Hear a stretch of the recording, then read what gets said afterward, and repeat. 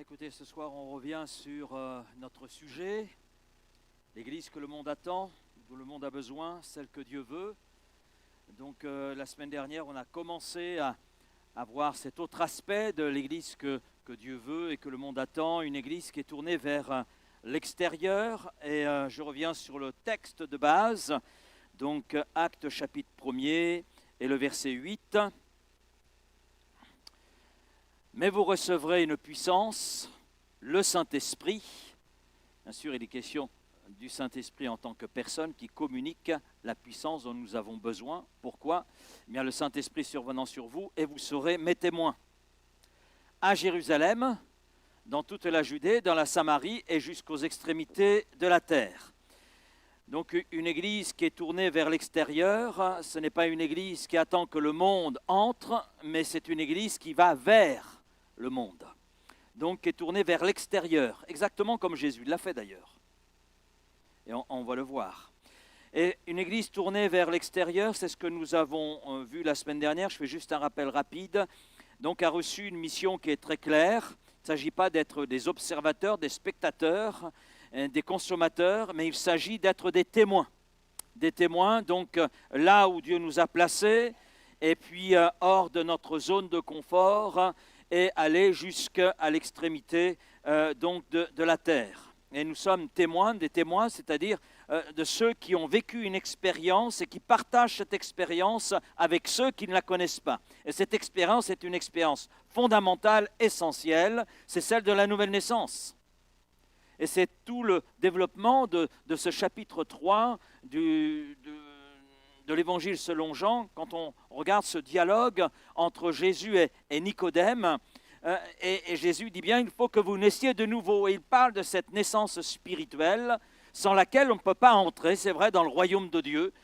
Sans cette expérience du salut, du pardon que Dieu nous offre en Jésus-Christ, il est impossible pour nous d'entrer dans la présence éternelle de Dieu. Et cette expérience étant fondamentale, eh bien, le Seigneur nous invite à la partager. C'est ça, témoigner. Ça, être témoin. Partager l'expérience qui est la nôtre. Ce que nous avons vu, ce que nous avons connu, ce que nos mains ont touché, c'est ce que nous partageons avec vous. C'est ce que dit l'apôtre Jean, entre autres. Une église tournée vers l'extérieur est dans un mouvement progressif. En effet, il s'agit de ne pas rester dans notre zone de confort. Le Seigneur dit bien, à Jérusalem, témoin à Jérusalem, c'est notre zone familiale, notre zone très confortable, notre environnement qui est l'approche. Mais le Seigneur nous dit aussi la Judée, la Samarie. Donc la Judée, c'est les personnes qui sont proches de nous, je rappelle, proches de nous au niveau de la culture, au niveau de la langue, mais éloignées par la distance ou la relation. Et puis la Samarie, c'est ceux vers lesquels on n'irait pas naturellement. Il y avait entre les Juifs et les Samaritains quelques tensions, de fortes tensions d'ailleurs. Un Juif, s'il pouvait éviter de passer en Samarie, eh bien, il appréciait. En général, il contournait. Mais nous savons que Jésus est allé en Samarie. Nous savons que Jésus a communiqué cette bonne nouvelle en Samarie. Et nous savons qu'à travers une femme, c'est tout un village qui est venu à la foi en Jésus-Christ. D'ailleurs, ce village dira, ce n'est plus à cause de ton témoignage, mais maintenant nous avons vu et nous connaissons. Donc, on voit le Seigneur aller vers cette population marginalisée. Et bien, c'est la même chose pour nous. Le Seigneur nous invite à aller vers cette population vers laquelle on n'aimerait pas trop aller. Mais si on n'y va pas, de toute façon, le Saint-Esprit va nous y pousser. Et là, toute l'Église dit Amen. Mince alors. Ben oui. Si on n'y va pas, de toute façon, le Saint-Esprit nous y pousse.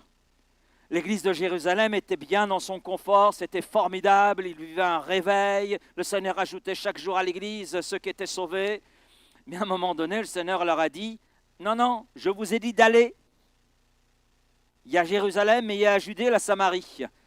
Comment ça s'est fait ? Eh bien, le Seigneur a permis qu'il y ait une persécution. Il a permis cela pour qu'il y ait une extension. Et il y a eu cette extension. Et puis les extrémités de la terre, eh bien, nous savons qu'à travers le témoignage de Paul, mais Paul n'a pas été simplement le seul à faire ces voyages, est, ouest, nord, sud. Non, il y a Luc qui l'a accompagné, il y a Timothée, et il y a Tite, il y a Barnabas, il y a Pierre aussi.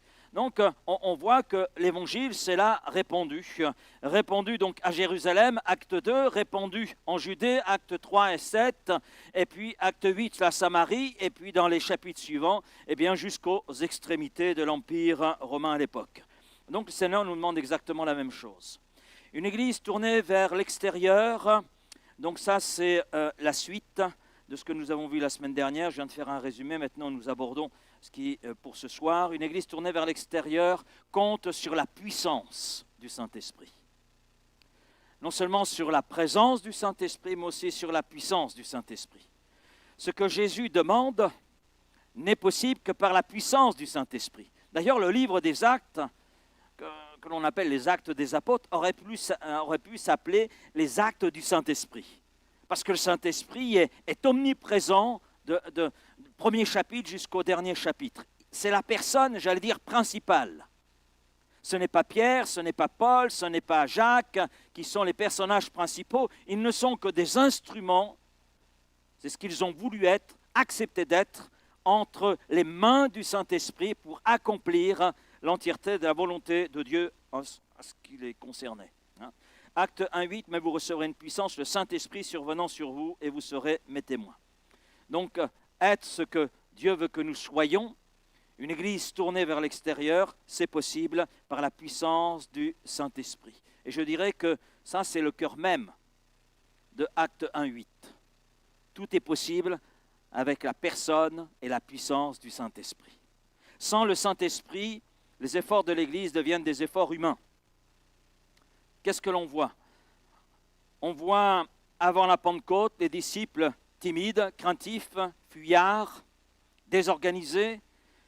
Malgré les paroles de Jésus, il y avait la peur, mais il n'y avait pas encore cette puissance qui était là, les animant, les remplissant. Et nous voyons ensuite, après la Pentecôte, le jour de la Pentecôte et après la Pentecôte, nous voyons ces mêmes hommes tout à fait différents. Il y a un avant et il y a un après. Mais je dirais qu'entre les deux, il y a un pendant. Ils vivent cette effusion du Saint-Esprit. Et aujourd'hui, on voit beaucoup d'églises qui s'essoufflent. Et elles s'essoufflent non pas par manque de bonne intention, elles s'essoufflent parce que le Saint-Esprit a été mis de côté. On peut avoir la meilleure des stratégies qui soit au niveau de l'évangélisation. On peut avoir le meilleur des plans. On peut avoir même toutes les ressources nécessaires, mais s'il n'y a pas le Saint-Esprit, tout ça, ça ne sert à rien. Et un pasteur comparait d'ailleurs tout cela à un bateau. Un bateau sur la mer, s'il n'a pas les voiles et s'il n'y a pas le vent nécessaire, ne va pas pouvoir avancer. Et ceux qui sont dans le bateau peuvent ramer, peuvent même ramer pendant longtemps, mais tôt ou tard, ils vont s'épuiser. Ils vont s'épuiser. Ils vont perdre courage.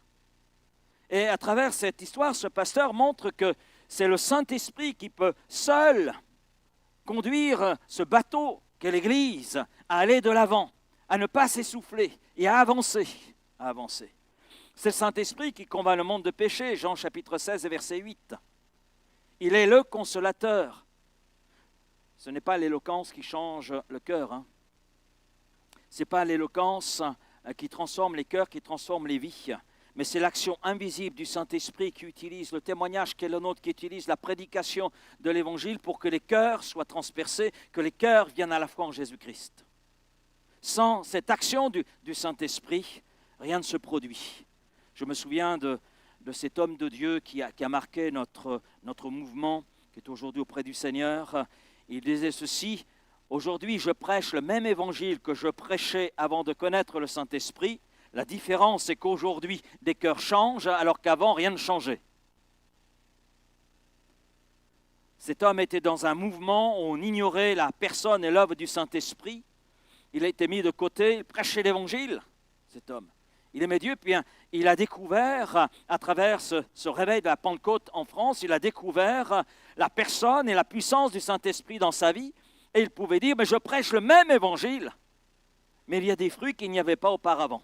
Et il a compris que la différence était justement eh bien, cette effusion du Saint-Esprit dans sa vie. Dans sa vie. Notre rôle, finalement, en tant que témoin, n'est pas de convaincre.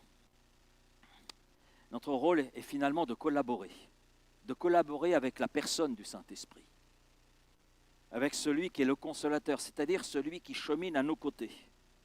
Mais celui qui, quand on tient compte des paroles de Jésus et qu'on tient compte aussi de ce qui s'est passé à la Pentecôte, celui qui vient faire sa demeure en nous. Paul dit, nous sommes le temple du Saint-Esprit, la résidence du Saint-Esprit, la résidence d'une personne divine. Et il veut résider en chacun des disciples de Jésus-Christ. Il veut résider en chacun d'entre nous. Si nous avons soif du Saint-Esprit, si nous aspirons après le Saint-Esprit, il est évident qu'il saura nous saisir le moment venu et il saura nous remplir. Amen. Et il saura nous conduire sur ce chemin que le Seigneur veut que nous menions, chemin de témoins de Jésus-Christ. C'est le Saint-Esprit qui ouvre les oreilles, c'est le Saint-Esprit qui ouvre les esprits et qui change les vies. À la Pentecôte, l'Esprit transforme des témoins ordinaires en messagers puissants. Quand on voit l'apôtre Pierre, c'est peut-être l'exemple le plus saisissant, mais je crois que j'aurais pu prendre les autres disciples.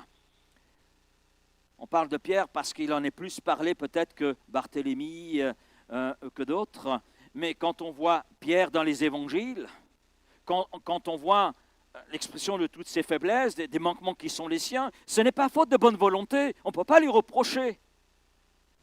Dans ses déclarations, il est vrai, il est sincère, il est authentique. Mais il n'a pas l'autorité, il n'a pas la puissance nécessaire pour vivre ces choses-là, pour vivre ce qu'il exprime, pour vivre ce qu'il a envie de vivre avec Christ. Et ce qui se met en évidence, eh bien, ce sont ses faiblesses. Pierre, autrefois craintif devant une simple servante, le voilà, le jour de la Pentecôte, à prêcher à des milliers de personnes. Et 3000 âmes, ce jour-là, eurent le cœur transpercé de part en part. Mais ce n'est pas Pierre qui a transpercé les cœurs. C'est Pierre rempli du Saint-Esprit qui a fait que le message qu'il a apporté a eu un impact dans les cœurs, a eu un impact dans les vies. L'Église n'est pas née d'une stratégie, hein. Elle est née d'une effusion de l'Esprit. Et l'action de l'Église ne se fait pas simplement avec une stratégie. C'est bon d'avoir un plan, une stratégie, de réfléchir avec l'aide du Saint-Esprit, mais ce n'est pas suffisant. Ce qui donne force à l'Église, ce qui donne impact à l'Église, qui se tourne vers l'extérieur, c'est le Saint-Esprit, simplement le Saint-Esprit. Zacharie 4,6, ce n'est ni par la puissance ni par la force, mais par mon esprit, dit l'Éternel. Donc c'est clairement exprimé. Et c'est ce que nous voyons à travers l'Église des Actes. C'est par la puissance du Saint-Esprit, avec l'action du Saint-Esprit en son sein, qu'elle a pu accomplir tout ce que nous pouvons lire et voir. C'est le Saint-Esprit qui donne la puissance pour trois choses essentielles. La puissance pour témoigner avec courage, parce que l'Esprit vient briser la peur qui est là en nous. Après la Pentecôte, les disciples qui étaient prisonniers de la peur, même paralysés, ils se cachaient. Il n'y en a qu'un qui était présent à la croix, un seul, Jean. Et les autres se sont cachés. Il n'y a pas que Pierre qui a fui. Non, les autres aussi ont fui. Mais on sait qu'à partir du moment où ils ont été là remplis du Saint-Esprit, saisis par le Saint-Esprit, les peurs qui étaient les siennes ont été brisées. Peurs qui étaient là dans le cœur de Pierre, de ses compagnons, ces peurs ont été là brisées. Après la Pentecôte, nous voyons des hommes qui sont capables de donner toute leur vie pour l'Évangile, toute leur vie pour cette bonne nouvelle, toute leur vie pour Jésus-Christ. Quelle transformation! Quelle transformation! Et là, ce n'est pas la pensée positive, c'est pas, non, méthode Coué, non, c'est la personne et l'œuvre du Saint-Esprit dans leur vie. Et ça, c'est encore vrai pour nous. Peut-être que dans ton cœur, il y a des peurs pour parler de Jésus. Bon, la première question à se poser, c'est, sommes-nous fiers de Jésus? Sommes-nous fiers d'être chrétiens? Ça, c'est peut-être la première question à se poser. Et ensuite, s'il y a des peurs, mais demandons au Saint-Esprit de nous aider et de briser les peurs qui sont les nôtres, pour être ce qu'il veut que nous soyons. Acte 4, verset 31, remplis du Saint-Esprit, ils annonçaient la parole de Dieu avec assurance, avec conviction, avec force, avec courage. prêt à tout. Et quand on regarde le contexte d'Acte 4, c'est un contexte où Pierre et Jean sortent déjà du tribunal, le tribunal, le Sanhédrin, sortent d'un jugement. Et Pierre, devant ceux qui l'accusent, parce qu'il y a un miracle qui est accompli, dit, mais à qui faut-il obéir en premier? Aux hommes ou à Dieu? À Dieu. Il ne peut pas en être autrement. Parce qu'il est fier de Jésus. C'est plus le Pierre fuyard, le Pierre peureux. Non, c'est un Pierre rempli du Saint-Esprit. J'allais dire, c'est une pierre tendre. Amen. Amen. Un jeune croyant iranien, persécuté à cause de sa foi, a pu dire ceci: ils peuvent me retirer ma liberté, mais pas ma foi. Quand j'ai peur, je me souviens que l'Esprit de Dieu vit en moi. Oui, jeune croyant iranien qui pouvait dire cela. C'est vrai que même dans les prisons les plus fermées, le Saint-Esprit sait ouvrir des portes invisibles. D'ailleurs, acte 12. Hérode fait emprisonner Pierre. Quelques heures auparavant, il a fait tuer un pilier de l'église de Jérusalem, Jacques. La prison était bien fermée, bien gardée, mais ça n'a pas empêché Dieu d'intervenir. Et ça, c'est dans les actes, mais quand on travaille, quand on côtoie l'église persécutée, des témoignages comme cela, vous en avez. Je me souviens de ces hommes en Roumanie qui ont creusé leur tombe et ils ont demandé, avant d'être enterrés vivants, à pouvoir prier.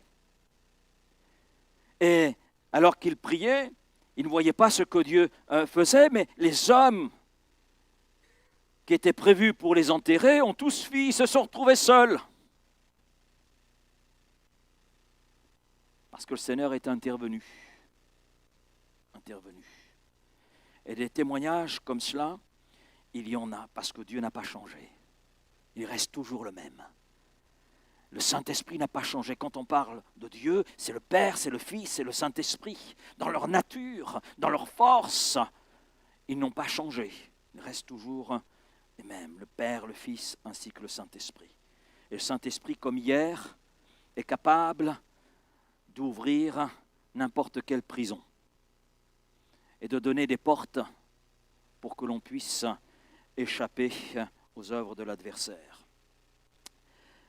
Saint-Esprit donne la puissance pour 3 choses essentielles. La puissance pour témoigner avec courage. La deuxième chose, c'est la puissance pour aimer ceux que nous n'aurions jamais aimés. Vous savez, la tâche de l'Église n'est pas simplement de dire, mais d'aimer. Pas simplement d'exposer le message de l'Évangile, mais aussi de témoigner de son amour. Et cet amour n'est pas naturel. Ce qui est naturel chez nous, c'est d'aimer ceux que nous aimons déjà. Jésus le dit dans le sermon sur la montagne. Et il dit, mais en cela, il n'y a rien d'extraordinaire. Rien d'extraordinaire. Vous ne faites rien d'extraordinaire. Et aimer ceux que nous ne côtoyons pas, ceux que nous ne voulons pas côtoyer, ceux vers lesquels nous ne voulons peut-être pas aller, cet amour-là ne peut venir que du Saint-Esprit. Romains 5,5, l'amour de Dieu est répandu dans nos cœurs par le Saint-Esprit.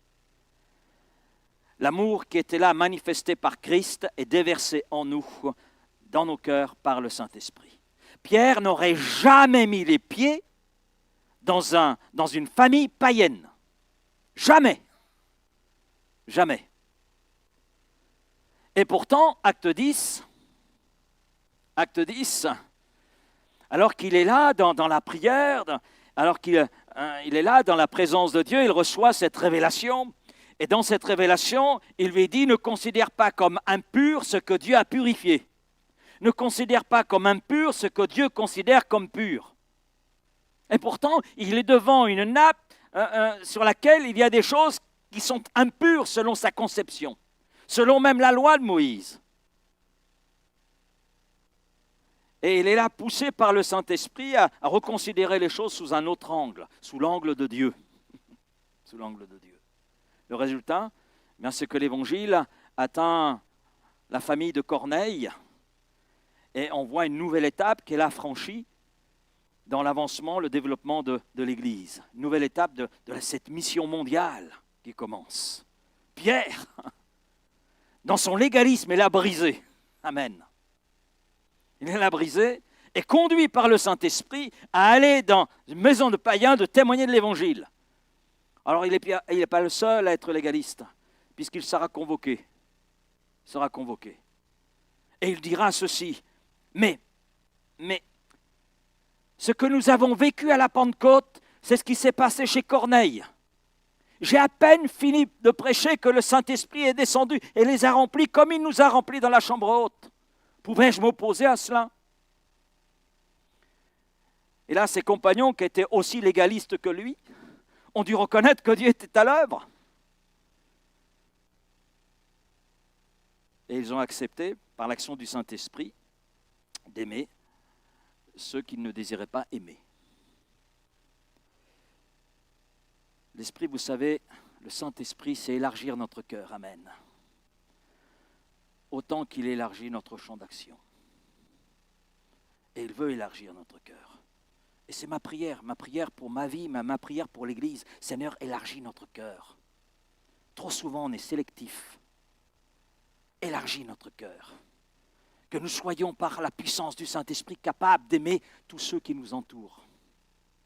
Tous ceux qui nous entourent.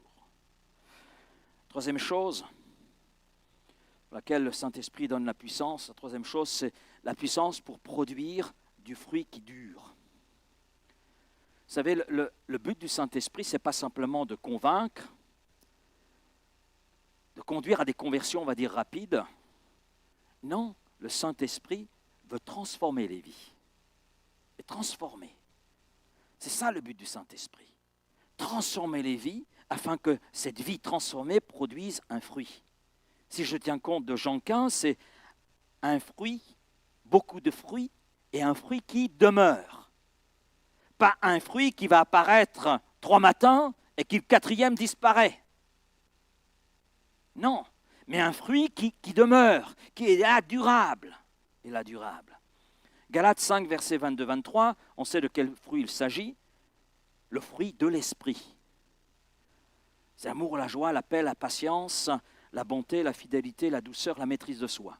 Quand on considère ces choses, point par point, on peut dire on a besoin de tout. Je ne pense pas que vous soyez au sommet au niveau de l'amour. Moi non plus. Je ne pense pas que nous soyons au sommet au niveau de la joie. Moi non plus. Je ne pense pas que nous soyons au sommet de la paix. Il y a bien des circonstances qui nous ébranlent un petit peu. Non? Il est facile de dire cette paix qui surpasse toute intelligence, mais entre dire et vivre, il y a quelquefois quelques secousses, quelques doutes. La patience.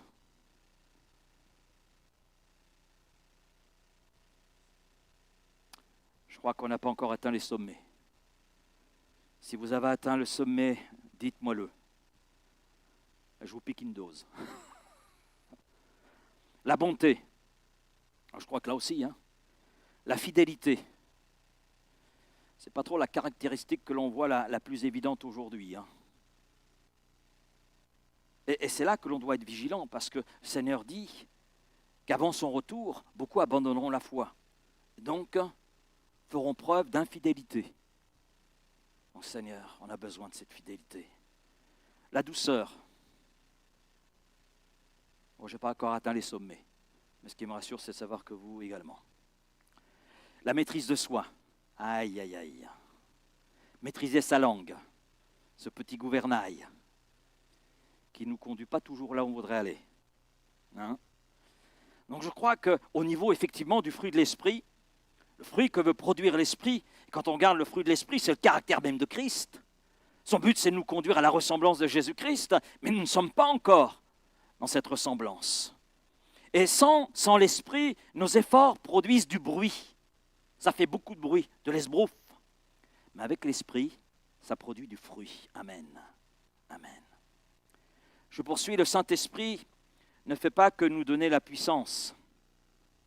merci, nous accorde sa présence. Ça, c'est essentiel. Sa présence. C'est parce qu'il y a sa présence, on a sa puissance. Mais le Saint-Esprit nous pousse aussi. Il nous pousse à aller. Il nous pousse à aller. Il nous pousse à avancer. Si vous remarquez, dans Acte 1:8, la puissance précède le mouvement. Le Saint-Esprit survenant sur vous. Voilà, donc il y a la personne, il y a l'action du Saint-Esprit. À partir de là, on devient des témoins. Mais ces témoins se mettent en route, ils sont poussés. Vous serez mes témoins, donc à Jérusalem, dans la Judée et la Samarie et jusqu'aux extrémités de la terre. Donc on voit cela. Dès qu'ils reçoivent l'Esprit, les disciples sortent. Ils ne sont plus enfermés, ils vont vers la foule. Acte 8, Philippe est envoyé sur la route de Gaza. Au préalable, il est envoyé justement en Samarie. Ensuite, la Samarie, il y a un réveil. Formidable, extraordinaire. Il voit des choses qu'il n'avait certainement pas imaginées, mais il voit l'Esprit à l'œuvre. Amen. Et puis de là, le Seigneur lui dit, mais tu vas aller sur le chemin désert. Waouh, le contraste. On peut penser au témoignage de David Wilkerson, qui est passé d'une belle église, d'une belle œuvre, à travailler dans un quartier de New York, au milieu d'une population vers laquelle peu de gens auraient accepté d'aller. Mais lui, il a été poussé par le Saint-Esprit à aller. Et on connaît la suite. On connaît la suite. Si vous ne la connaissez pas, lisez La Croix et le Poignard. Pierre est envoyé chez Corneille. Paul est conduit jusqu'en Europe. Amen. Quand l'Esprit vient sur toi, vient sur moi, il ne nous laisse pas tranquilles. Il ne nous laisse pas tranquilles. Moi, j'étais tranquille et peinard dans une église dans laquelle un Seigneur bénissait les âmes arrivées, mais le Seigneur voulait, non, Asie du Sud-Est, aïe. Aïe. Le Saint-Esprit te pousse peut-être à aller vers un collègue découragé, vers un voisin isolé, vers une personne que tu évites. Saint-Esprit est comme un vent. Et ce vent, vous savez, part de l'intérieur pour aller vers l'extérieur. Il a soufflé dans cette chambre haute, et de cette chambre haute, les disciples ont été conduits à aller vers l'extérieur. Et le vent souffle vers l'extérieur. Et une église remplie du Saint-Esprit ne peut pas rester repliée sur elle-même, ce n'est pas possible. Une église qui est repliée sur elle-même, ce n'est pas une église de Pentecôte. Elle a peut-être le titre d'église de Pentecôte, sans avoir celui qui fait la Pentecôte, le Saint-Esprit. Finalement, on n'a pas à se demander qui vient à mon église. C'est la mauvaise question à poser d'ailleurs. C'est vers qui l'église va-t-elle? C'est la question que l'Esprit pose à chaque génération d'ailleurs. On va prendre l'église d'Antioche. L'église d'Antioche, on ne sait même pas qui a fondé cette église. On pense que cette église a été fondée par des chrétiens et qui, à cause de la persécution que le Seigneur a permis, eh bien, sont allés jusqu'à Antioche, et puis Antioche, eh bien, ils ont témoigné, ils ont parlé à leurs voisins, etc. Et une église s'est là constituée. Et cette église a grandi. Il y a différents ministères qui se sont là exprimés et qui vivaient dans ce contexte, acte 13. Et il est dit, alors qu'ils servaient le Seigneur et jeûnaient, le Saint-Esprit dit, c'est le Saint-Esprit qui était là, en son sein, et qui a dit, mettez-moi à part Barnabas et Saul pour l'œuvre à laquelle je les ai appelés. Il faut bien remarquer ici que ce n'est pas une idée humaine, mais c'est une direction de l'Esprit. C'est le Saint-Esprit qui parle. C'est le Saint-Esprit qui donne une direction. C'est le Saint-Esprit qui touche des cœurs, touche une église et la conduit à aller vers l'extérieur. Et cette église obéit.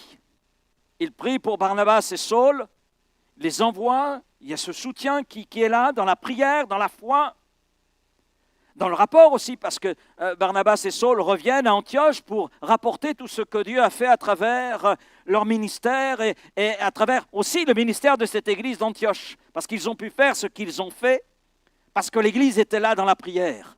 Parce que l'Église était tournée vers l'extérieur. Parce que le Saint-Esprit la conduisait à se tourner vers l'extérieur. Le résultat, c'était le début d'une grande œuvre. Et quelle œuvre? Ce qui veut dire que, en tant qu'Église de Jésus-Christ, c'est ce que nous revendiquons. D'ailleurs, on appartient à une famille, ça s'appelle les assemblées de Dieu.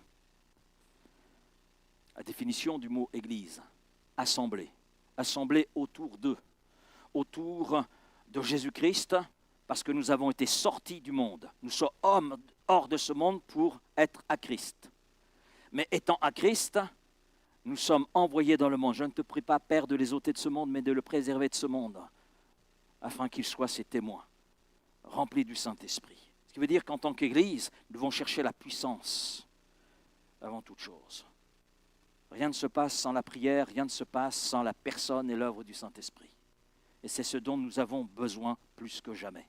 Et je dirais, par rapport au temps dans lequel nous sommes aujourd'hui, par rapport à la noirceur qui règne dans notre société, par rapport à tout ce que les ados, les jeunes peuvent vivre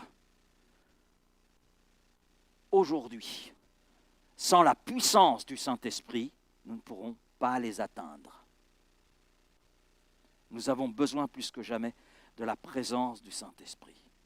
Il est la personne la plus essentielle qui soit pour un témoignage individuel et collectif qui soit là efficace.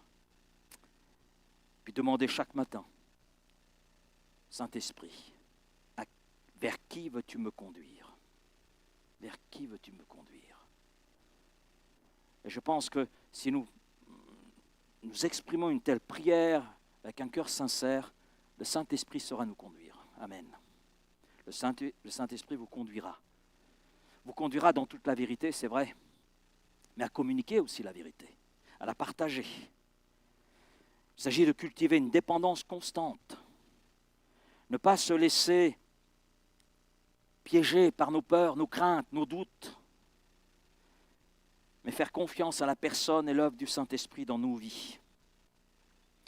Le témoignage le plus puissant vient justement d'un cœur qui est là dépendant, qui s'abandonne entre les mains du Saint-Esprit. Et puis prier pour que l'Église soit conduite par le Saint-Esprit. Pas simplement dirigée par un pasteur ou des pasteurs, mais qu'elle puisse être conduite par le Saint-Esprit. Par le Saint-Esprit. Ce que Dieu ordonne, amen, il le rend possible par le Saint-Esprit. Charles Haddon Spurgeon a pu dire, un chrétien rempli du Saint-Esprit n'a pas besoin d'être poussé à témoigner, il déborde simplement. Que cela soit vrai pour nous. Quatrième point, une église tournée vers l'extérieur reflète le cœur de Dieu. Non seulement il y a la puissance du Saint-Esprit, mais elle reflète le cœur de Dieu. Et Dieu est un Dieu en mouvement. En mouvement. Dès la Genèse, Dieu se met en mouvement. Il se met en mouvement vers l'homme. Bon, ça va même avant, il crée. Il est là en mouvement. Au commencement, Dieu créa le ciel, la terre, tout ce qui est là dans notre univers. Et puis il crée l'homme. Il le place dans ce jardin des délices, le jardin d'Éden. Et on voit que dès les premières pages de la Bible, dès les premiers jours de la création, Dieu n'attend pas que l'homme le cherche, c'est lui qui cherche l'homme. C'est lui. Il se rend chaque jour dans le jardin. Je ne sais pas si vous êtes un peu jaloux, mais moi je suis un peu jaloux là. Je me dis, Seigneur, ça devait être extraordinaire. Dieu le Créateur qui chaque jour, chaque soir, était là dans le jardin, conversait avec Adam et Ève. Waouh, les discussions. Ça devait être quelque chose. Ça devait être quelque chose. Être là dans cette présence de Dieu. Et dans Genèse 3, verset 9, l'Éternel, Dieu, appela l'homme et lui dit, « Où es-tu » Et là, c'est un moment critique, parce que l'homme a désobéi. Désobéi à Dieu, et a perdu cette intimité avec Dieu. Et le péché est apparu, détruisant cette intimité. Détruisant cette intimité. Et conduisant finalement toute l'humanité à être loin de Dieu, séparée de Dieu. C'est la première question que Dieu pose à l'humanité. Et elle révèle justement son cœur qui est là en mouvement, son cœur qui se porte vers l'homme. Et Adam, lui, s'est caché. Dieu aurait pu dire qu'il reste loin. C'est vrai, Dieu était en droit de le dire. Tu m'as désobéi, allez, tu l'as mérité, je t'avais prévenu, voilà. Non. Dieu descend dans le jardin, Dieu cherche l'homme, il l'appelle, et alors qu'Adam et Ève reconnaissent qu'ils sont nus, le Seigneur les revêt d'un vêtement. Mais pour les revêtir d'un vêtement, il y avait un sacrifice qui préfigurait le sacrifice à venir, celui de Jésus. Et on voit la première action missionnaire qui se met en place là. Dieu qui va vers l'homme. Dieu, ensuite, envoie Dieu. Le Père envoie le Fils, qui le Fils enverra le Saint-Esprit, pour que l'homme soit ramené dans cette communion perdue. Et l'amour de Dieu est un amour qui est en action, qui est en mouvement. On connaît ce verset par cœur, on le cite par cœur, Jean 3,16, car Dieu a tant aimé le monde. Mais cet amour est un amour en action, en mouvement, car Dieu a tant aimé le monde qu'il a donné. Il y a un mouvement du cœur de Dieu vers l'homme. Il a donné son Fils unique, afin que quiconque croit en lui ne périsse pas à cause du péché, mais au contraire puisse entrer tout à nouveau dans cette intimité avec le Créateur et découvrir le pardon de ses péchés. L'amour de Dieu n'a pas été un amour sentimental, n'a pas été un amour nostalgique ou statique. Non, non, c'est un amour en mouvement. Il n'a pas simplement aimé en parole, il a donné. Il a donné. C'est un don, c'est un cadeau, c'est une faveur. Alors que nous ne méritions rien de sa part. C'est lui qui nous a aimés le premier d'ailleurs. C'est ce que la Bible nous dit. L'amour qui ne se donne pas d'ailleurs n'est pas biblique. Et Dieu ne se contente pas d'observer la détresse du monde, de l'humanité, il s'y engage. D'une façon étonnante, surprenante, qui nous déconcerte. Oui. Parce que Dieu, à travers son Fils Jésus-Christ, se fait homme. Waouh! Se fait homme. Et je crois que l'incarnation de Jésus, c'est le message quelque part de Noël, l'incarnation de Jésus est le plus grand acte d'amour dans toute l'histoire de l'humanité. Jean 1, verset 14, la parole a été faite chair et elle a habité parmi nous. Le Dieu saint, en son Fils Jésus-Christ, s'est fait homme. S'est fait homme, par amour pour les hommes. Dieu n'a pas envoyé un message. Il aurait pu se contenter d'envoyer un message. Non, il a envoyé une personne. Et quelle personne? Jésus, son Fils unique. Donc on voit Dieu qui est là en mouvement. Et on le voit à travers toute l'histoire biblique. J'ai cité Genèse 3, Dieu cherche Adam. Si on va dans Genèse 12, eh bien Dieu appelle Abraham, je te bénirai, tu seras une bénédiction pour toutes les familles de la terre. Et Abraham, c'est le père des croyants. Exode 3, Dieu entend les cris de son peuple et il se déplace, il va vers Moïse. Et il fait de Moïse un libérateur. On voit encore Dieu en action avec les prophètes. Dieu envoie sa parole pour ramener Israël dans sa communion. C'est Isaïe, c'est Jérémie, c'est Osée, c'est Amos. Et puis Dieu va plus loin. Les évangiles nous montrent que Dieu envoie son Fils. Et on suit le parcours de Jésus, le parcours terrestre. Du moment où il se fait homme jusqu'à son élévation. On suit son parcours. Dieu en action, Dieu en mouvement, Dieu qui guérit, Dieu qui pourvoit aux besoins des hommes. Besoins de toutes sortes. Guérison de lépreux, guérison d'aveugles, délivrance de gens sous l'emprise de démons. Dieu qui agit à travers Jésus-Christ sur les éléments, de l'eau qui se change en vin. N'essayez pas de le faire, vous n'allez pas y réussir. Dieu seul peut faire cela. Et puis dans le livre des Actes, eh bien Dieu envoie son Église, Amen. C'est son Église qu'il envoie.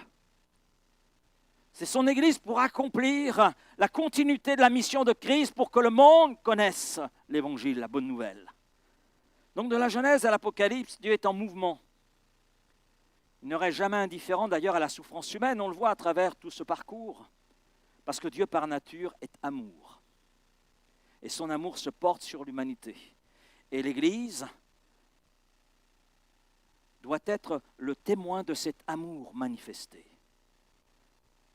Mais pour qu'elle puisse être témoin de cet amour, elle a besoin du Saint-Esprit. Sans le Saint-Esprit, elle pourra faire tous les efforts possibles, ils n'atteindront pas leur objectif. Parce que Acte 1.8, ce n'est pas simplement pour un homme, des hommes, ce n'est pas simplement pour les 120. C'est l'Église, c'est le début de l'Église. C'est le début de l'Église. L'Église s'accroissait par l'assistance du Saint-Esprit, ce qui nous montre très bien que ce n'est pas simplement un individu qui a besoin, ce n'est pas simplement le pasteur qui a besoin de l'onction du Saint-Esprit, qui a besoin d'être revêtu du Saint-Esprit, mais c'est l'ensemble de l'Église. C'est nous tous, amen. C'est nous tous. Parce que nous formons l'Église locale qui est là à Vitrolles. Et cette Église locale doit rechercher plus que jamais la personne et l'œuvre du Saint-Esprit pour pouvoir exprimer l'amour de Dieu à l'égard de ceux qui nous entourent.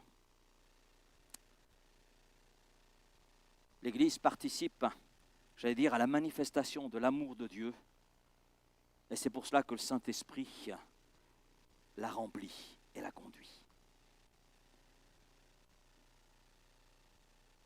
Jésus est l'incarnation parfaite de ce Dieu en mouvement. Jésus dira, le Fils de l'homme est venu chercher et sauver ce qui était perdu. Et quand on regarde le ministère de Jésus, tout est orienté vers ceux qui sont à l'extérieur. Les pécheurs rejetés, les malades exclus, les Samaritains méprisés, les pauvres oubliés. Il vient au secours de veuves, il vient au secours d'enfants, des enfants méprisés. Jésus est l'amour de Dieu fait chair. Et il franchit les barrières religieuses, sociales et culturelles. Et chaque déplacement de Jésus est une manifestation de l'amour de Dieu pour l'autre, Il va chez Zachée. Oh, franchement, qu'est-ce que tu vas faire chez Zachée? C'est un publicain, collecteur d'impôts.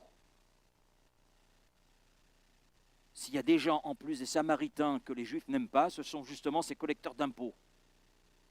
Jésus traverse la Samarie pour parler à une femme qui est marginalisée. Non seulement elle, mais tout son peuple.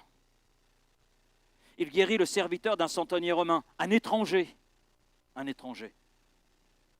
Il va dans le territoire de Gadara pour délivrer un homme dont le nom nous est inconnu, mais un homme qui était isolé, dans tous les sens du terme. Gadara, une région où on élevait des porcs, animal impur pour les Juifs. Dans cette région de Décapole, Jésus s'y rend, Matthieu 12. Quand tu vois Jésus bouger, tu vois le cœur de Dieu en action. Et l'Église doit refléter ce mouvement. L'Église n'a de sens que dans la mesure où elle reflète ce mouvement. Une Église tournée vers l'extérieur ne fait rien d'autre et ne doit faire rien d'autre que d'imiter Dieu. Et si Dieu a quitté le ciel pour rejoindre les perdus, eh bien nous sommes invités à quitter notre confort pour rejoindre les perdus. Un théologien qui n'est plus de ce monde, Émile Brunner, a dit ceci: l'Église est la présence du Christ continuée dans le monde. Et Dieu n'a pas envoyé l'Église pour être un musée de saints, mais pour être un instrument de bénédiction vers ceux qui se perdent. Ce qui veut dire que Dieu nous appelle à sortir de nos zones de confort, aller vers ceux qui ne viendront jamais vers nous. Mais ils viendront à Dieu que dans la mesure où nous allons vers eux. Et puis aimer avant d'être compris. Et l'Église qui reste à l'intérieur finit toujours par s'éteindre. Celle qui sort vers l'extérieur reflète toujours le cœur du Père.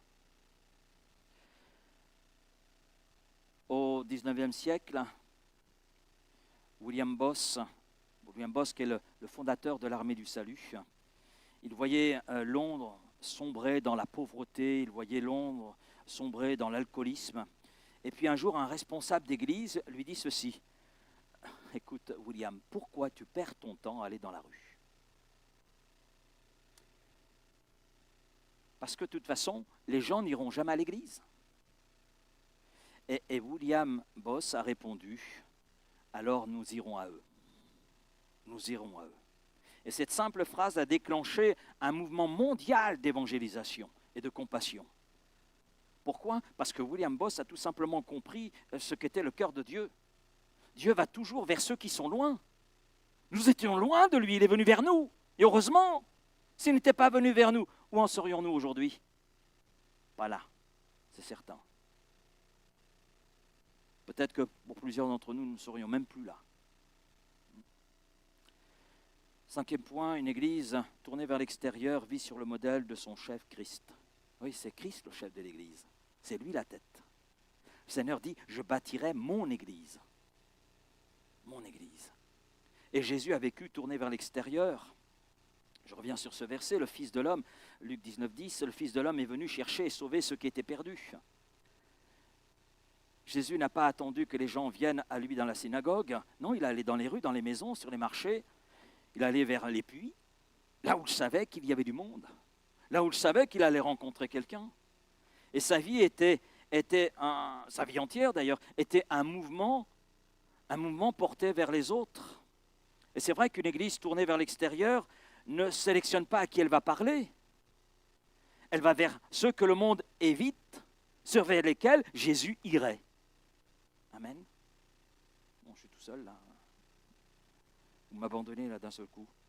Hein? Quand on regarde, Jésus a une vie constamment tournée vers l'extérieur.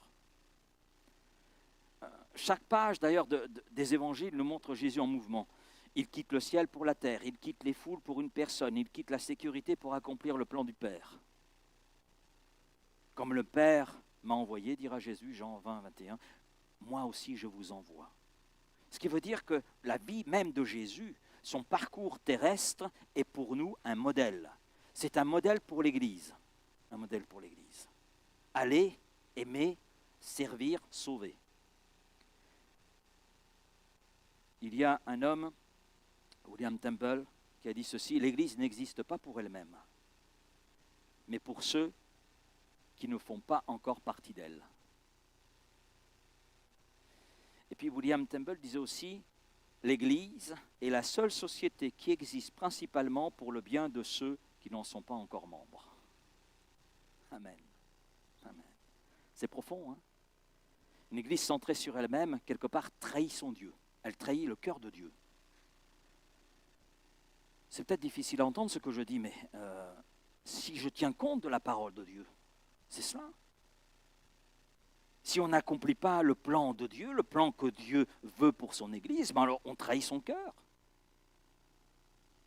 Une Église centrée sur les foules est à l'imitation de Dieu. Dieu est avec elle. Est avec elle. Et trop souvent, le monde pense que Dieu est enfermé dans nos murs. Elle le pense pourquoi?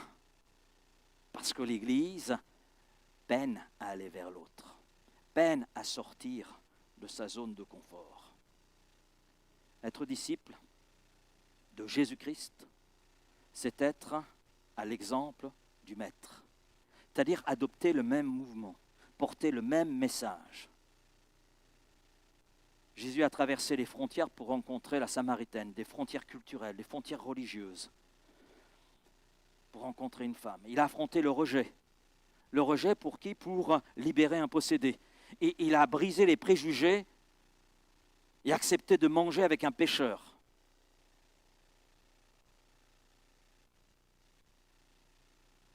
Et il dit aujourd'hui à son Église, comme le Père m'a envoyé, moi aussi je vous envoie. Amen. 6e point, regardons un instant les obstacles à une Église tournée vers l'extérieur. Qu'est-ce qui peut être obstacle et faisant que l'Église ne se tourne pas vers l'extérieur? La réponse tient souvent à 3 obstacles. Le premier, c'est le confort spirituel. Le deuxième, c'est la peur du rejet. Le troisième, c'est la perte de vision.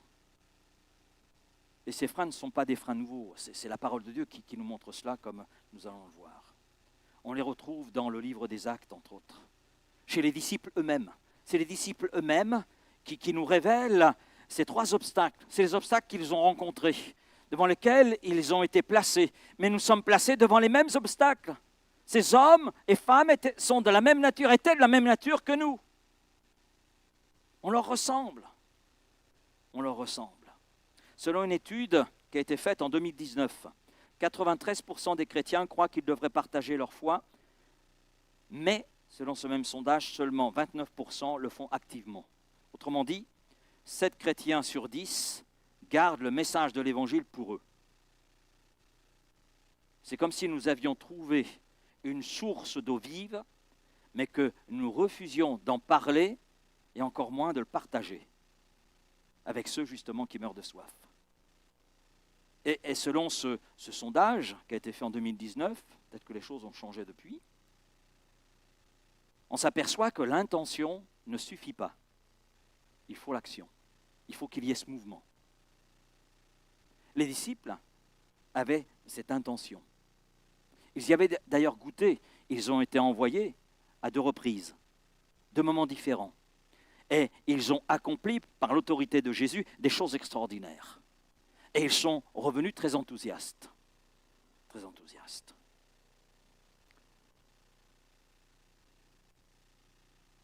Et alors que Jésus les quitte, en leur laissant un modèle, en leur accordant le Saint-Esprit, bien qu'ils aient l'intention, ils ne sont pas rentrés dans l'action. Vous savez, Dieu ne bénit pas nos bonnes intentions.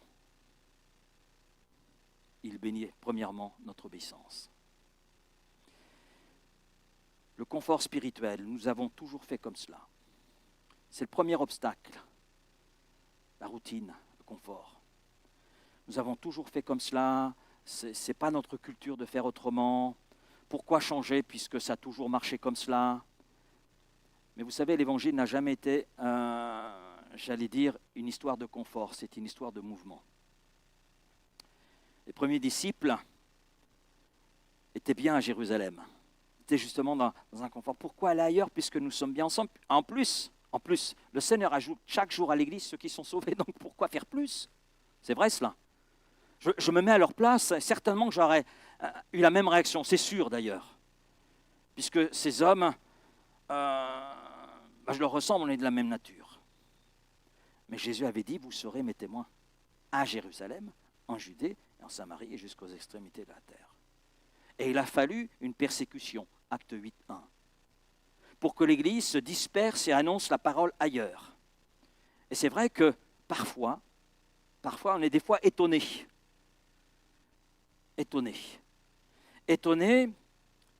de voir Dieu qui bouscule son Église, permet des secousses afin de la sortir de son confort.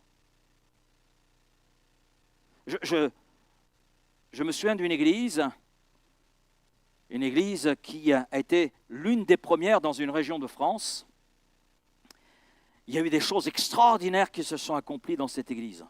Choses extraordinaires. Des foules entières sont venues. Il y a même eu l'ouverture d'autres églises. Je me souviens de rapports de personnes âgées. Je dis waouh. Et quand je suis arrivé dans cette église, nous n'étions que 6 jeunes. Il y avait 42 personnes dans l'église. En dehors de 6 jeunes, et nous n'avions pas nos parents dans l'église, à l'exception de 2 jeunes,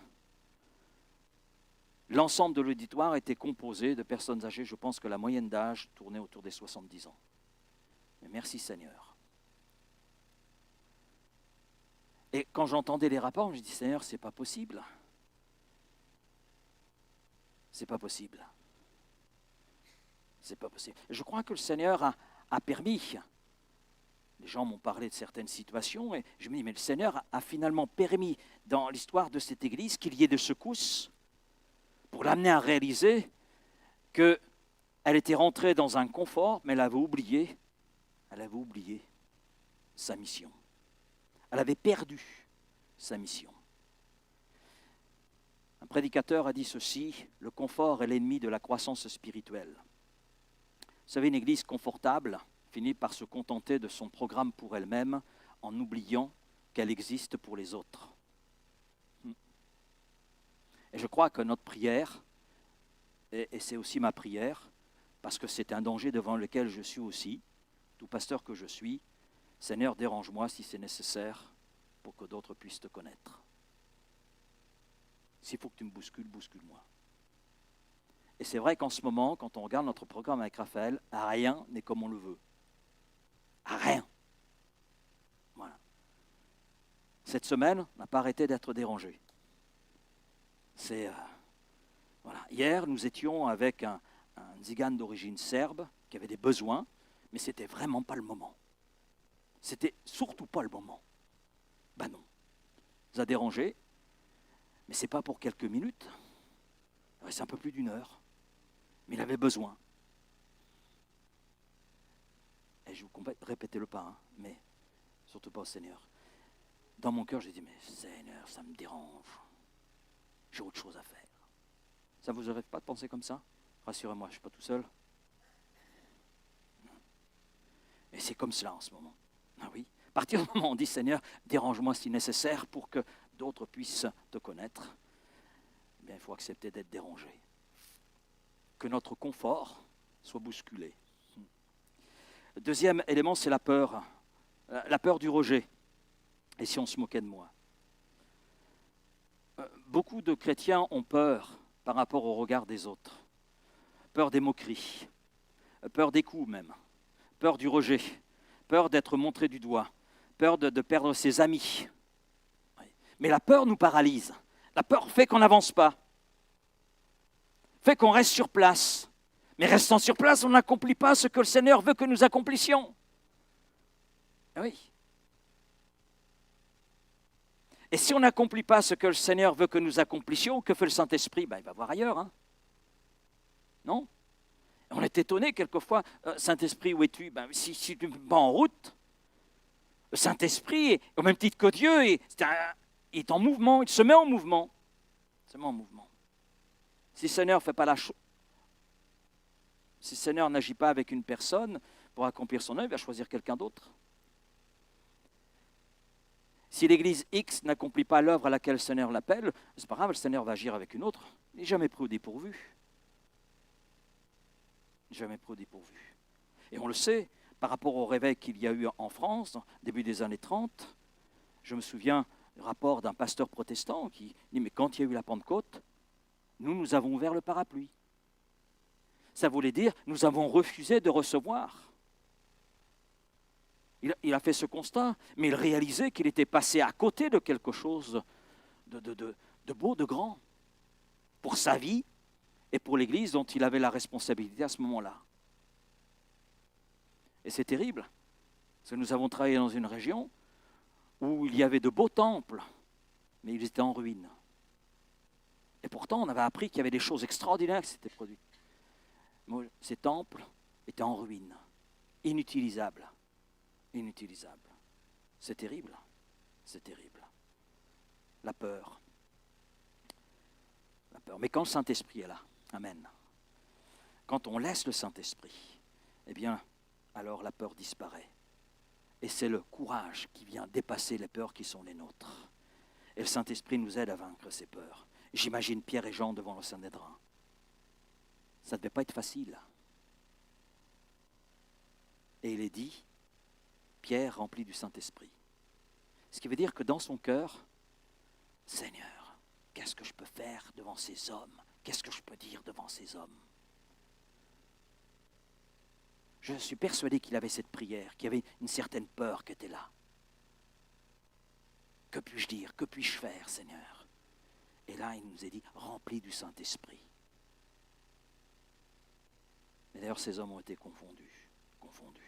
Une étudiante chrétienne a donné ce témoignage. J'avais peur de parler de ma foi à mes amis, mais un jour, une camarade m'a dit, je ne savais même pas que tu étais croyante.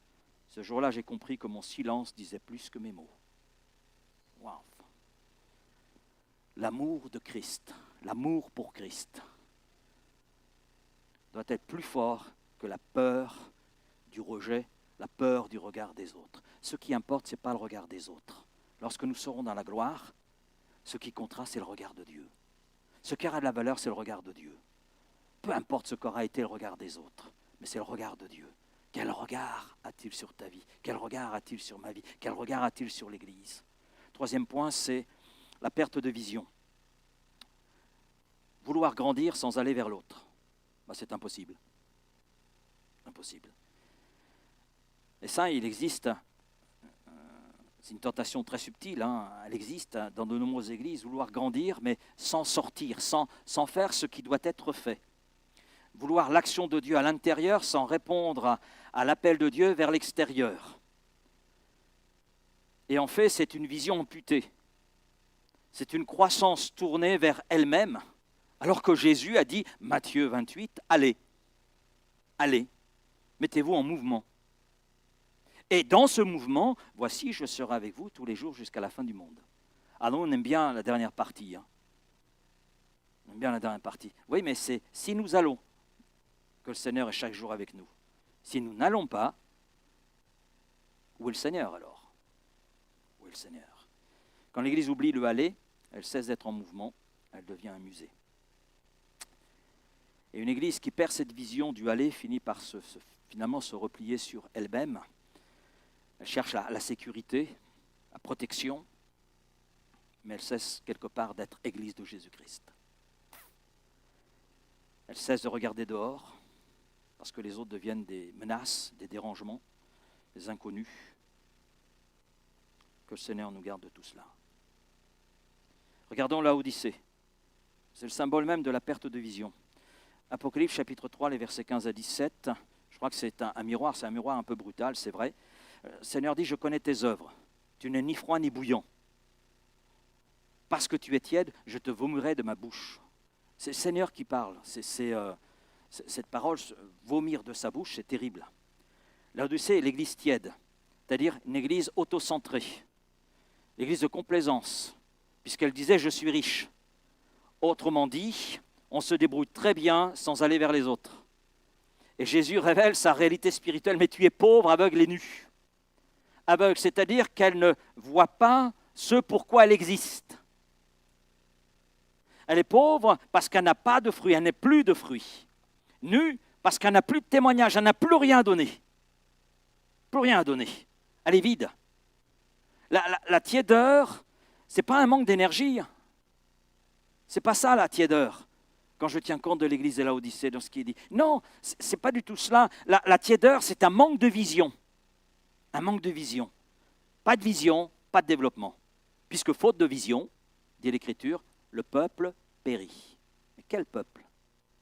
Le peuple chez qui il n'y a plus la vision de Dieu. Donc le peuple de Dieu, si on tient compte du contexte. Proverbe 29, verset 18. Donc une église animée du Saint-Esprit, eh bien, est une église qui avance avec une vision, la vision de Christ, et qui voit plus loin que là où elle se trouve, parce qu'elle a la vision de Christ. Christ est Dieu, amen. Et il nous communique sa vision, par son esprit, il nous communique son amour, il nous communique toutes les capacités, tout le potentiel dont nous avons besoin pour être ce qu'il veut que nous soyons. Une église tournée vers l'extérieur qui gagne, amen, du terrain, là où elle doit en gagner.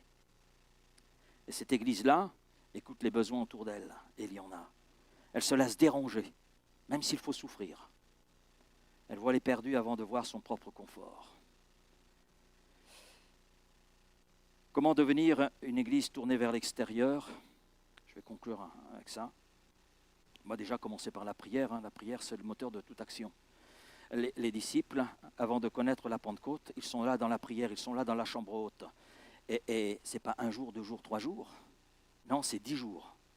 10 jours, ils sont là dans la prière, ils attendent la réalité de la promesse. Tous ensemble, d'un commun accord. Donc ils sont d'accord. Ils sont d'accord quant à la promesse. Ils sont d'accord quant à l'action pour atteindre la promesse, pour voir la réalité de la promesse. Ils sont d'accord sur ce qu'il faut faire. Ils sont là en accord. Et ils sont là dans la persévérance. La prière constante nourrit la patience. Amen. Amen. Et nourrit la sagesse et nous permet de faire face aux défis qui peuvent être extrêmes, même pour l'Église. Puis ensuite, ça se poursuit par des actions toutes simples d'amour. Oui. Vous savez, l'amour, ça se manifeste par des actes, avant d'être par des mots. Et je crois qu'une Église tournée vers l'extérieur est identifiable par des gestes tangibles d'amour. Puisque notre témoignage, c'est parler de l'amour de Dieu manifesté pour nous. Et cet amour était concret. Et je voudrais donner ce témoignage rapidement de cette église, Honorary Church, en Corée du Sud. Elle est partie de 12 personnes.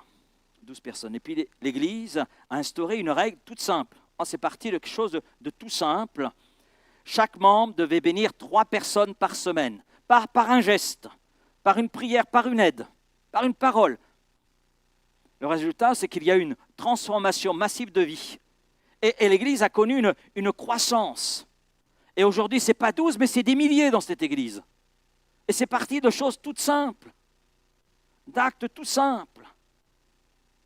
Tout simple. D'ailleurs, le monsieur serbe, Zigan Serbe, nous a fait remarquer d'ailleurs, et j'étais étonné de la remarque, parce qu'on lui a fait café, on lui a fait, etc. Et il a ressorti cette parole de l'Évangile. Vous m'avez offert un café, vous m'avez offert de l'eau. Ce que Jésus dit, ce que vous avez fait pour l'un de ces petits, c'est à moi que vous l'avez fait. Et quand on a entendu cet homme dire cela, j'ai dit, oh Seigneur, c'est pourtant tout simple. Pourtant tout simple. Oui. Les actions simples, bien souvent répétées, ont un impact durable. Et l'amour concret attire toujours les cœurs vers Christ. Et puis témoigner avec simplicité. Le témoignage personnel est une arme puissante. Il n'est pas la peine d'être expert en théologie pour partager sa foi. Non, les principes, c'est très simple. Authenticité. Raconter ce que Jésus a fait dans notre vie. Ça, c'est du concret. Non ? C'est du concret. Moi, je sais ce que Jésus a fait dans ma vie. Et puis, comme Nathanaël, à qui Philippe dira « Viens et vois », inviter les autres à découvrir ma part eux-mêmes, tout simplement, ce que nous avons découvert. Et puis compter sur l'œuvre là du Saint-Esprit. En conclusion, bien Seigneur, fais de nous une église tournée vers l'extérieur. L'église que le monde attend, dont le monde a besoin aujourd'hui, plus que jamais. Et l'église que Dieu veut, au milieu de laquelle il agit par la puissance et l'autorité du Saint-Esprit, par l'autorité de sa parole, est une église qui est tournée vers l'extérieur. C'est-à-dire animée et conduite par le Saint-Esprit, reflétant le cœur de Dieu le Père et avançant sur le modèle de Christ. Et mettant en pratique, à travers les choses simples, ceux en qui elle croit, et mettant en pratique tout simplement l'amour qu'elle a pour son Dieu et son Seigneur. Amen. Que nous puissions être cette Église, que nous soyons cette Église. Amen. Seigneur Père, merci pour ta parole ce soir. C'est vrai, apportée avec quelques imperfections, apportée avec le tempérament qui est le mien, avec le cœur qui est le mien, c'est sûr, avec les sentiments qui sont les miens, les émotions qui sont les miennes. Mais Seigneur, tu utilises des hommes pour parler à d'autres hommes. Et Seigneur, c'est chacun d'entre nous que tu veux utiliser. Ce n'est pas simplement moi, c'est chacun d'entre nous. Chacun d'entre nous, Seigneur, tu veux remplir. Amen. Et je te prie de saisir ce soir, mon frère, ma sœur, de remplir du Saint-Esprit, mon frère, ma sœur. Que tu puisses là être à l'œuvre dans nos cœurs, à chacun d'entre nous. Et que cette soif de toi, cette soif de voir l'autre venir à toi, puisse grandir dans nos cœurs. Comme pouvait le dire Jean-Baptiste, il faut qu'il croisse et que je diminue. Donne-nous de croître. Et que notre moi puisse diminuer. Et que notre impact soit un impact réel, comme toi tu le veux. Oui Seigneur, parce que nous voulons être cette Église. Je ne peux pas être cette Église tout seul. Mais tous ensemble, c'est possible. Amen. Et c'est ce que tu veux. Ça, c'est ton plan. Tous ensemble. Tous ensemble, être cette Église. Fondée sur toi. Guidée par ta parole et guidée par le Saint-Esprit. Cette Église qui sait se tenir à genoux dans la prière, dans le jeûne, dans la consécration, dans la sanctification. Cette Église qui sait aussi t'adorer, te louer, se tenir dans ta présence, y demeurer. Et cette Église qu'il a tournée vers l'extérieur, c'est cette Église-là que nous voulons être, parce que c'est l'Église que tu veux que nous soyons. Oui, Seigneur. C'est le sens que tu veux lui donner. C'est l'orientation que tu veux lui donner. Alors, Seigneur, merci. Nous connaissons ta vision de ton Église. Seigneur, tu nous la montres et nous voulons entrer pleinement dans cette vision et être ensemble ce que tu veux que nous soyons. Alors, merci de la plénitude du Saint-Esprit que tu veux déverser sur mes frères et sœurs, sur chaque membre de ce corps local, sur chacun de ceux qui composent l'église locale de Vitrolles, et qu'il y ait là ces fruits glorieux. Oui, Seigneur. Et que par l'assistance du Saint-Esprit, nous puissions atteindre ceux qui nous semblent inatteignables aujourd'hui, mais qui sont là et qui quelque part attendent que quelqu'un vienne pour leur parler de toi, leur parler de ton amour et de ta grâce. Alors Seigneur, conduis-nous. Si tu veux nous déranger, dérange-nous. Oui Seigneur, fais ce que tu veux de nous. Fais ce que tu veux de ton Église parce que c'est ton Église, c'est toi qui en es le chef. Oui Seigneur. Et nous savons quel est ton plan pour ton Église. L'Église locale ici, comme l'Église locale ailleurs. Ton plan est clairement exprimé dans ta parole et nous voulons, Seigneur, être dans ton plan, dans ta volonté. Alors merci Père de tout ce que tu veux faire en nous, avec nous et par nous. Amen. Amen. Merci Seigneur. Amen.